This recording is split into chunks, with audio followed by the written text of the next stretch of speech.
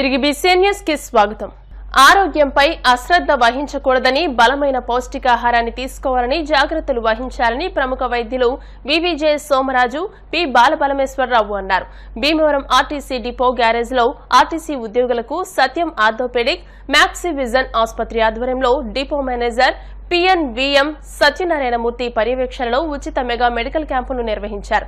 డాక్టర్లు మాట్లాడుతూ ఆర్టీసీ ఉద్యోగులు నిరంతరం కష్టపడుతూ మానసిక ఒత్తిడికి గురవుతారని, ఇటువంటి ఉచిత మెడికల్ క్యాంపులను సద్వినియోగం చేసుకోవాలని అన్నారు. ప్రతి ఒక్కరూ యోగా, నడక, వ్యాయామం చేస్తే శరీరం దృఢంగా ఉంటుందని, ఆరోగ్యంపై శ్రద్ధ వహించాలని అన్నారు.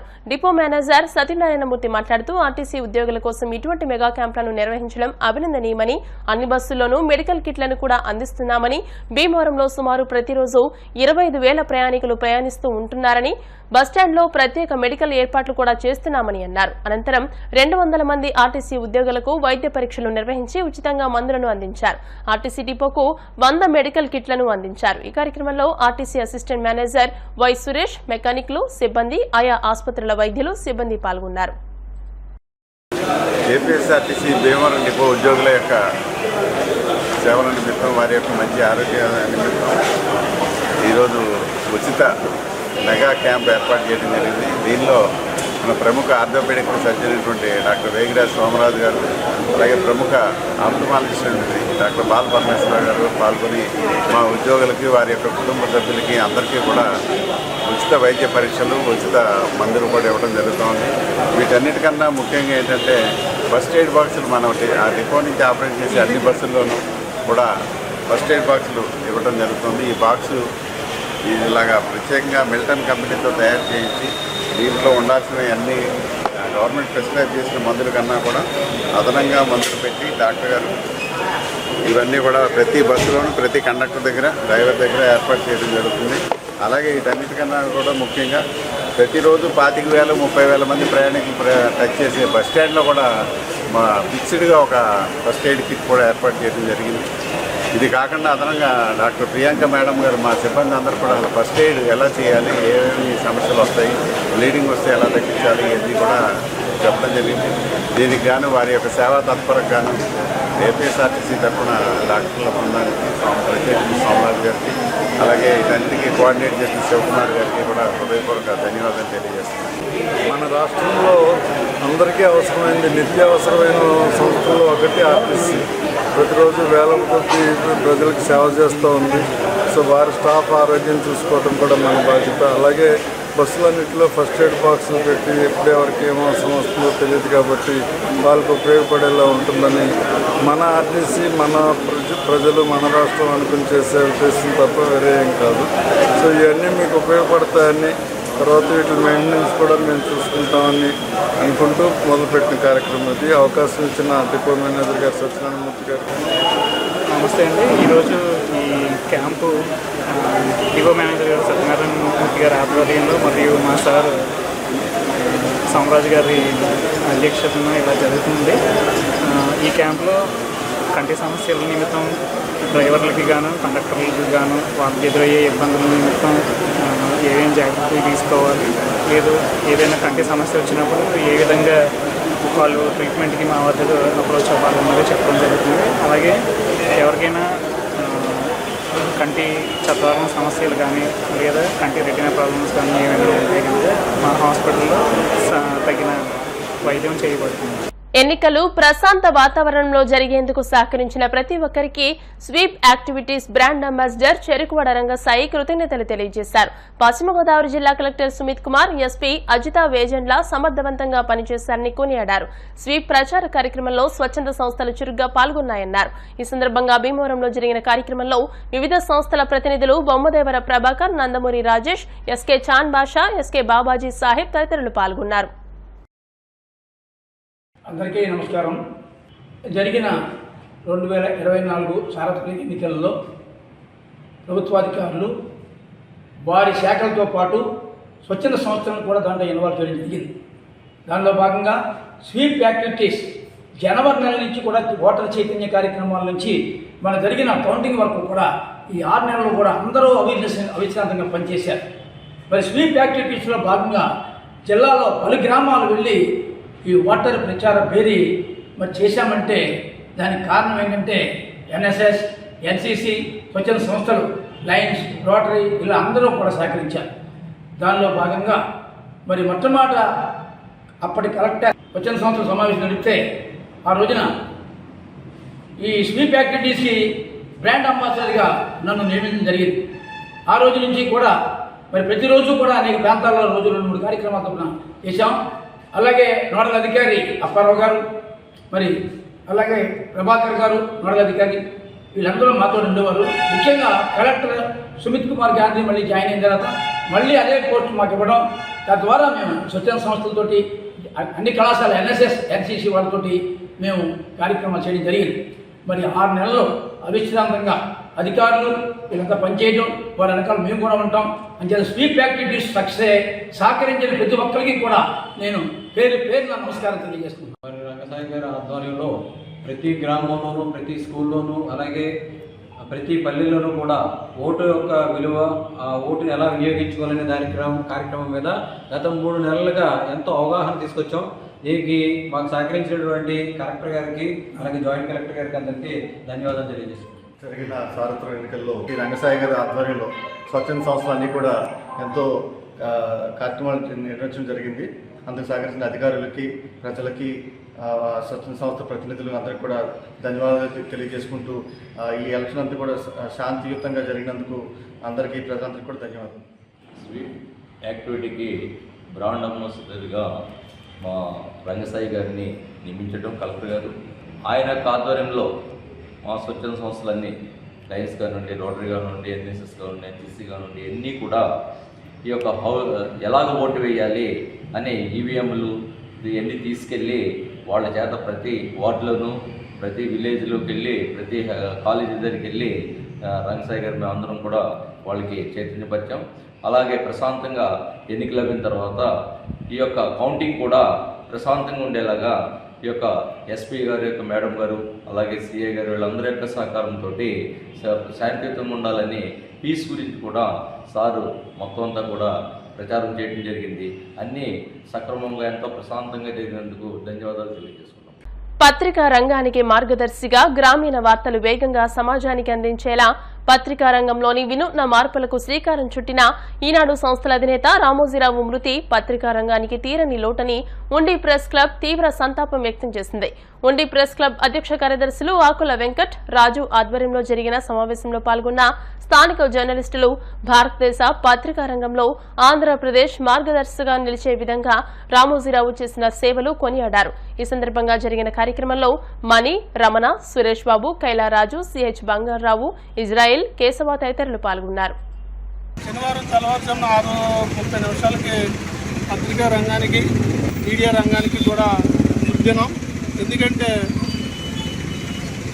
సామాన్య రైతు కుటుంబంలో పుట్టి ఒక ఆదర్శవంతమైన విధానాలతోనూ పత్రికా రంగానికి స్ఫూర్తి ప్రదాతగాను, ఛానళ్ళకి కూడా స్ఫూర్తి ప్రదాతగా ఇచ్చిన రామోజీరావు అన్ని రంగాల్లో రాణించారు. ఆయన్ని యువత ఆదర్శంగా తీసుకోవాలి. అలాగే పత్రికా రంగం, మీడియా రంగం కూడా ఆదర్శంగా తీసుకోవాలి. ఎందుకంటే 1962లో మార్గదర్శి సిబ్బంది సంస్థను పెట్టి అంచెలంచెలుగా ఒక సామాన్య రైతు కుటుంబంలో పుట్టిన వ్యక్తి అంచెలంచెలుగా ఎదుగుతూ ఒక చరిత్ర సృష్టించాడు. ఎలా అనుకున్నప్పుడు అంచెలంచెలుగా అభివృద్ధి చెంది ఆ పత్రిక ఈనాడు పత్రికను స్థాపించి, అలాగే ఈటీవీకు మీడియా రంగంలో కూడా రాణించి అందరికీ ఆదర్శవంతంగా నిలిచాడు. అలాంటి వ్యక్తి చనిపోవడం పత్రికా రంగానికి, ప్రజారంగానికి, ప్రజలకి కూడా తీరని లోటు. కుటుంబంలో పుట్టి పత్రికా రంగాన్ని వెళ్ళిన మహానుభావుడు రామోజీరావు మృతి తెలుగు రాష్ట్రాలుగా కాకుండా ప్రపంచానికి కూడా తీరని లోటు అని చెప్పవచ్చు. ఎందుకంటే ఆయన చేసిన సేవలు, పత్రికలు 1974 ఆగస్టు 14న ఈనాడును ప్రారంభించి నేటికి కూడా దిగ్విజయంగా నడుపుతూ ఛానల్స్ కూడా పెట్టి ఎన్నో విధాలుగా సేవ చేసిన రామోజీరావు మృతి తీరని లోటని, ఆ మృతికి ఉండి ప్రెస్ క్లబ్ సంతాపం వ్యక్తం చేస్తుంది. ఆ కుటుంబ సభ్యులు కూడా ప్రగాఢ సానుభూతి వ్యక్తం చేస్తుంది. పత్రికా రంగానికి మార్గదర్శి రామోజీరావు గారు. ఆయన ఈనాడు పేపర్ ప్రారంభించినప్పటి నుంచి భారతదేశంలో పత్రికా రంగానికి ఆంధ్రప్రదేశ్ మార్గదర్శిగా నిలిచింది. గ్రామీణ వార్తలకు ప్రాధాన్యత ఇవ్వడం, ఆంధ్రప్రదేశ్లోనే ఈ పత్రిక సర్క్యులేషన్ పెరగడంతో పాటు గ్రామీణ విలేకరులని కూడా భారీ స్థాయిలో రిక్రూట్ చేసుకొని యువతకి జర్నలిజం పట్ల ఆసక్తి కలిగేలా చేసింది. ఆయన వార్తా రంగంలోనే కాకుండా స్టూడియో రంగంలోనే ఇలా శాఖోపశాఖలుగా జర్నలిజాన్ని విస్తరింపజేసి దేశానికి మార్గదర్శిగా నిలిచిన అక్షర యోధుడు మన రామోజీరావు. ఆయన వృత్తి పత్రికా రంగానికి చేరని రోజు ప్రతి జర్నలిస్టుని ఆయన్ని మార్గదర్శిగా తీసుకోవాలని ఆ భగవంతుని పశ్చిమ గోదావరి జిల్లా గణపవరం సరిపల్లె గ్రామంలో గత 11 సంవత్సరాలుగా CPF private limited feed mill, చేపలు, రొయ్యలు, మేతల తయారీ పరిశ్రమ థాయిలాండ్ దేశానికి చెందిన కంపెనీ భారీ లాభాలతో ఫ్యాక్టరీని నడిపారు. కానీ నాడు భారతదేశ వ్యాప్తంగా ఉన్న ఫ్యాక్టరీలు లాభాల బాటలో నడుస్తున్నాయి. గణపవరం సరిపల్లె గ్రామంలో ఉన్న ఫ్యాక్టరీ మాత్రం నష్టాల్లో ఉందని యాజమాన్యం సాకును చూపించి గణపవరం ఫ్యాక్టరీని థాయిలాండ్ యాజమాన్యం మూసివేయడం జరిగింది. అందులో పనిచేసే ఉద్యోగులు, కార్మికులు తమకు న్యాయం చేయాలని కోరుతూ రెండో రోజు సిపిఎఫ్ పార్టీ ఎదుట రోడ్డుపై నిరసన తెలియజేశారు.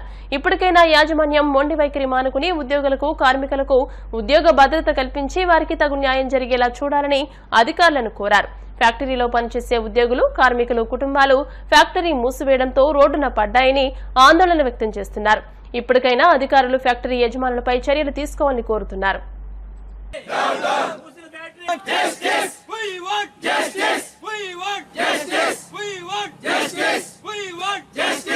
అలాగే ఇక్కడ సిపిఎఫ్ ఫ్యాక్టరీలో ప్రొడక్షన్ డిపార్ట్మెంట్లో పనిచేస్తున్నాను. నేను 11 ఏళ్ళుగా ఇక్కడ పనిచేస్తున్నాను. అయితే కంపెనీ ఏం చెప్పిందంటే ఒక సంవత్సరంన్నర పాటు మాతో హమాలీ పనులన్నీ చేయించుకొని గత 20 రోజుల ముందు మిమ్మల్ని తీసేస్తున్నాం, అదిగో ఇదిగో అని చెప్పేసి మాతో అన్ని పనులు చేసుకొని ఫ్యాక్టరీ మళ్ళీ తిరిగి రన్ చేస్తాం అని చెప్పి మాతో హమాలీ పనులన్నీ చేయించుకొని ఇప్పుడు యాజమాన్యం ఒకసారిగా మమ్మల్ని రోడ్డుపై పడేసి ఇక్కడ 70 మంది కుటుంబాలే కాకుండా పరోక్షంగా మరొక 500 కుటుంబాలు కూడా రోడ్డు మీద పడేసి ఇక్కడ ఉన్న కార్మికులందరికీ అన్యాయం చేసింది. యాజమాన్యానికి నేను ఒకటే తెలియజేసుకుంటున్నాను ఏంటంటే ఈ అందరినీ మళ్ళీ తిరిగి విధుల్లోకి తీసుకొని మళ్ళీ ఇక్కడే ప్రొడక్షన్ రన్ చేసి ఈ అందరికి కూడా ఉపాధి కల్పిస్తారని కోరుకుంటున్నాను. అలాగే ఇక్కడ ఎంఎన్సీ గ్రూప్ ఉంది, ఇక్కడ ఒకటే కాకుండా అక్కడ వైజాగ్, రాజమండ్రి ఫీడ్ మిల్స్ కూడా ఉన్నాయి. ఇక్కడ 70 మందికి అలాగే మాతో పనిచేసినటువంటి కార్మికులకు కూడా ఒక ఉపాధి కల్పించి మా అందరి బతుకుల్లో జీవితాలు వెలిగిస్తారని యాజమాన్యాన్ని మా లేబరు మాతో పాటు చేసే అన్నమ్మలు కూడా కాంట్రాక్ట్ లేబర్స్ని కూడా ముందుగా వాళ్ళని తీసేస్తుంటే మాతో యాజమాన్యం ఏం చెప్పిందంటే రన్నింగ్ అవుతుంది, తర్వాత మళ్ళీ వాళ్ళని తీసుకుంటామని మాతో కూడా అదే చెప్పారు. ఏంటంటే అంతమంది లేబర్ని తగ్గించేస్తున్నారు, తర్వాత మా పరిస్థితి ఏంటని మేము కూడా మేనేజ్మెంట్ని, హెచ్ఆర్ వాళ్ళని అందరినీ మేము అడిగాం. మళ్ళీ ప్రొడక్షన్ అవుతుంది కదమ్మా, అప్పుడు మేము తీసుకుంటాం వాళ్ళని, ఈ లోపల మీకు కంగారు పడకండి అని మాతో హమాలీ వర్క్లు, లోడింగ్, అన్లోడింగ్ వర్క్లు అన్నీ చేయించుకున్నారు. మేము చదివింది డిగ్రీ అయినా మేము ఈ వర్క్లను ఎందుకు చేసామంటే ప్రొడక్షన్ మళ్ళీ అవుతుంది, కంపెనీ మళ్ళీ రన్ అవుతుంది అనే ఉద్దేశంతో మేము సంస్థ బాగుపడాలని మేము చేసుకున్నాం. ఇక్కడ మా అందరిది అగ్రికల్చర్కి సంబంధించిన వ్యవసాయ ఆధారపడి సంబంధించిన కుటుంబాలే. సంస్థ బాగుంటే మేము బాగుంటాం కదా ఉద్దేశంతో ఇన్నాళ్ళలో మేము ఎంతైనా కష్టపడి చేసుకున్నాం. కరోనా టైంలో కూడా కంపెనీ ఎక్కడ ఒకరోజు కూడా ముయ్యకుండా మేము కష్టపడి పనిచేసాం. ఈరోజు మమ్మల్ని ఇంత అన్యాయంగా, అక్రమంగా గేట్లు మూసేసి మమ్మల్ని రోడ్డు మీద పడేశారు. సరిపల్లి జనానికి, గణపురం జనానికి, మొత్తం మండలానికి, నియోజకవర్గంలో ఎమ్మెల్యే గారికి కూడా మేము అర్థిస్తున్నాం. మాకు న్యాయం చేయండి, మళ్ళీ కంపెనీ తెరిపించండి, మా జాబులు మాకు ఇప్పించండి. 8 సంవత్సరాల నుంచి సర్వీస్ ఉందండి. ఇందులో మిషన్లు అయ్యో బాగా చేస్తున్నాము, ఆగమన్నారని ఆగేమండి. తీరా ఆగాక ఇప్పుడు మొత్తం మానేయమన్నారండి. మా కుటుంబాలు రోడ్డును పడ్డాడు. మేము ఈ ఫ్యాక్టరీ నమ్ముకొని ఎన్నో చేసుకున్నామండి. ఇవాళ మానేయమంటే ఏమవుతాండి? మేము మా పిల్లలు ఏమవ్వాలండి? మా ఉద్యోగాలు మళ్ళీ మాకు ఇవ్వాలండి, అదే కోరుకుంటున్నామండి. లేడీస్ ప్రత్యేకంగా 200 మంది ఉంటారండి. ఇది ఫ్యాక్టరీ మీద నమ్మకం పెట్టుకుని మేము ఎన్నో ఆశలు పెట్టుకున్నామండి. ఇవాళ వద్దంటున్నారండి. ఇవాళ మేము అందరం రోడ్లు పడిపోయామండి. మరి భీమవరం పట్టణానికి చెందిన తటవర్తి వెన్నెల పుట్టినరోజు సందర్భంగా దివ్యాంగునికి ట్రైసైకిల్ అందించే కార్యక్రమం విజ్ఞాన వేదిక సేవా సంస్థ అధ్యక్షులు అల్లు శ్రీనివాస్ ఆధ్వర్యంలో నిర్వహించారు. ఈ కార్యక్రమంలో ముఖ్య అతిథిగా పాల్గొన్న భీమవరం మానవతా సంస్థ అధ్యక్షులు బుద్ధరాజు వెంకటపతిరాజు మాట్లాడుతూ నేటి యువత ఆదర్శ భావాలతో తమ పుట్టినరోజు వేడుకలను పురస్కరించుకుని సమాజంలో ఉన్న అభాగ్యులకు పేదలకు తమ సాయం అందిస్తూ వస్తున్నారని, అదే స్ఫూర్తితో అల్లు శ్రీనివాస్ సూచనల మేరకు ట్రైసైకిల్ ను అందించిన వెన్నెలను అభినందించారు. ఈ కార్యక్రమ నిర్వాహకులు అల్లు శ్రీనివాస్ మాట్లాడుతూ వంకాయలపాలెం గ్రామానికి చెందిన పాలా నాగేశ్వరరావు అనే దివ్యాంగునికి ట్రైసైకిల్ అవసరమని కోరడంతో వెన్నెల పుట్టినరోజు సందర్భంగా ట్రైసైకిల్ అందించామని తెలియజేశారు. ఈ కార్యక్రమంలో తటవర్తి శ్రీరామ పూర్ణ చంద్రగుప్త, రాణి, అలేఖ్య, తటవర్తి సుభద్రయ్య, వాల్మీకి, బాలాజీ తదితరులు పాల్గొన్నారు. జరిగేటువంటి పుట్టినరోజు వేడుకలు, పెళ్లి రోజు వేడుకలు, శుభకార్యాలు జరిగినప్పుడు అవి మన బంధువులతోనూ స్నేహితులతోనూ మన కుటుంబ సభ్యులతోనూ జరుపుకోవడం అనేది సహజంగా జరుగుతూ ఉంటుంది. అందుకు భిన్నంగా ఇప్పుడు ఉన్నటువంటి యువకులు చాలా అవేర్నెస్ తీసుకొచ్చారు సమాజంలో. వాళ్ళ పుట్టినరోజుల్లో ఏదో ఫంక్షన్లని, కేకులు కోయడం, ఇలాగా హోటల్స్ కట్టడం, అటువంటి వాటికి పూర్తిగా వ్యతిరేకిస్తూ ఇప్పుడు ఉన్నటువంటి యువత మరి వాళ్ళు మంచి ఆదర్శ భావాలతో సమాజంలో ఉన్నటువంటి వెనకబడిన వారు కానీ, అభాగ్యులు కానీ, ఏదైనా ఇబ్బందులు పడుతున్న వారికి ఏదో సహాయం చేయాలని చెప్పేసి చక్కని మార్పు తీసుకొచ్చారు. అందులో భాగంగా భీమవరం పట్టణానికి చెందినటువంటి తటవర్తి సుభద్ర గారు, రాజా గారు అంటారు, వారి మనవరాలు గుప్తా గారు, మన రాణి గారు దంపతుల చిన్న కుమార్తె అయినటువంటి ఈ అమ్మాయి సాఫ్ట్వేర్ ఉద్యోగం చేస్తున్నారు. వాళ్ళు ప్రతి సంవత్సరం కూడా వాళ్ళ పుట్టినరోజు వేడుకల్ని ఏదో సేవా కార్యక్రమంతో నిర్వహించడం జరుగుతుంది. ఆ సందర్భంలో భీమవరం సమీప గ్రామైనటువంటి వంకాయలపాలెం గ్రామానికి చెందినటువంటి పాలా నాగేశ్వరరావు, అతను వికలాంగత్వంతో ఉన్నప్పటికీ కూడా ఏమాత్రం అలా ఉండిపోకుండా, ఇళ్లలో ఉండిపోకుండా మరి ఇదే ట్రైసైకిల్ మీద అతను పళ్ళ వ్యాపారం చేసుకుంటూ 100 సంపాదించుకుంటున్నాడు. అతనికి పూర్తిగా బండి దెబ్బతింది. మాకు గతంలో చెప్పడం జరిగింది. ఆ విషయాన్ని మేము తటవర్తి వారి కుటుంబానికి చెప్పిన వెంటనే ఈరోజు మరి వెన్నెల పుట్టినరోజు పురస్కరించుకుని ఆ అబ్బాయికి ఈ ట్రైసైకిల్ అనేది ఇవ్వడం జరిగింది. మరి ఇటువంటి మంచి కార్యక్రమానికి వెనకాల తల్లిదండ్రులు కానీ, వాళ్ళ పెద్దలు కానీ పూర్తి సహకారం అందించి వారికి ప్రోత్సాహం అందిస్తున్నందుకు తటవర్తి సుభద్రయ్య గారు, రాజా గారు కుటుంబానికి ప్రత్యేకంగా మా విజ్ఞాన వేదిక, మానవతా సంస్థ వారి సంస్థల తరఫున వారికి ప్రత్యేకంగా ధన్యవాదాలు తెలియ. పిల్లలకు మంచి అలవాట్లు, మంచి కార్యక్రమాలు చేసేలాగా పెంచినందుకు వారందరినీ ప్రత్యేకంగా అభినందిస్తున్నాను. నేను ఈరోజు చిరంజీవి వెన్నెల పుట్టినరోజు సందర్భంగా తన వెన్నలాంటి మనసుతో ఒక వికలాంగునికి 10,000 రూపాయలు ఖరీదు చేసే ఈ ట్రైసైకిల్ని అతనికి జీవనోపాధి మెరుగుపరుచుకోవడానికి, ఇప్పటికే పళ్ళ వ్యాపారంలో ఉన్నాడు పాపం అతను, ఈ జీవనోపాధి ఈ ట్రైసైకిల్ తోటి ఇంకా అతని కుటుంబ సభ్యులు అందరికీ కూడా తోడ్పడాలని, వాళ్ళ ఆర్థికంగా అభివృద్ధి చెందాలని మా మానవతా సంస్థ భీమవరం శాఖ తరఫున తటవర్తి వారి కుటుంబ సభ్యులను అలాగే అందరినీ అల్లు శ్రీనివాసుని ఈ కార్యక్రమాన్ని నిర్వహిస్తున్న అల్లు శ్రీనివాసును ప్రత్యేక కృతజ్ఞతలు, ధన్యవాదాలు తెలుపు. వెన్నెల పుట్టినరోజు సందర్భంగా ఒక పేదవారికి ఎవరికైనా సహాయం చేయాలని చెప్పింది. ఆ ఉద్దేశంతో ట్రైసైకిల్ తీసుకుని ఆ అబ్బాయికి ఇచ్చాము. ఆ అబ్బాయి ఇలాంటి సహాయం అందించుకుని మంచి పనులు చేయాలని, మా మనవరాలు కూడా మంచి పనులు చేయాలని కోరుకుంటూ వార్తలు ముగించే ముందు ముఖ్యాంశాలు మరోసారి. కేంద్ర మంత్రిగా నర్సాపురం ఎంపీ భూపతిరాజు శ్రీనివాస వర్మ ప్రమాణ స్వీకారం, భీమవరంలో సంబరాలు. జేఈఈ అడ్వాన్స్ పరీక్ష ఫలితాలలో భీమవరం తిరుమల విద్యార్థులు విజయబేరి, ఆల్ ఇండియా స్థాయిలో 62వ ర్యాంకు సాధించిన అనురూప్ రెడ్డి. నందమూరి బాలకృష్ణ ఎన్టీఆర్ అభిమాన సంఘ గౌరవాధ్యక్షులు మద్దుల రాము ఆధ్వర్యంలో భీమవరం బీవీరాజు పార్క్ వద్ద రామోజీరావు సంతాప సభ, నివాళులర్పించిన టీడీపీ నాయకులు. దేశవ్యాప్తంగా కాంగ్రెస్ పార్టీకి ఆదరణ పెరుగుతోంది, భీమవరం నియోజకవర్గ ఇన్ఛార్జ్ సీతారాం. ఈ వార్తలు ఇంతటితో సమాప్తం. మరిన్ని వార్తా విశేషాలతో నెక్స్ట్ బులెటిన్ లో మళ్ళీ కలుసుకుందాం. అంతవరకు సెలవు, నమస్కారం. చూస్తూనే ఉండండి BCN న్యూస్.